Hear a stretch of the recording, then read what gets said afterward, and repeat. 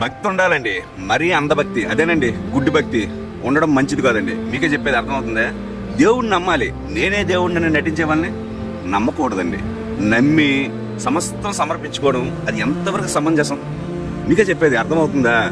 మనం ఈ ఆధునిక యుగంలో ఉండి కూడా మన బుర్ర పనిచేయమండి. పనిచేయకుండా మూఢనమ్మకాల మీదే బతికేస్తున్నాం. ఇంకా డాక్టర్ చదివేవాళ్ళు, రాజకీయవేత్తలు, ప్రతి ఒక్కరు పెద్ద పెద్ద హోదాలో ఉండేవాళ్ళు కూడా నేనే దేవుడు అంటే చెప్పి వెళ్ళి కాలు మీద పడిపోయి ఆడ మూత్రం కూడా తాగేస్తున్నారండి. ఏం బతుకులండి మన బతుకులు?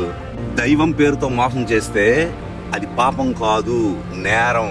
మీకు చెప్పేది అర్థమవుతుందా? ఇప్పటికి కూడా మన దేశంలోనూ కొంతమంది మూఢనమ్మకాలతోనే జీవిస్తున్నారు.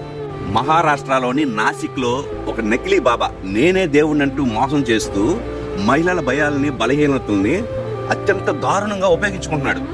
తెలిసిందిగా ఈ మధ్య న్యూస్ లో.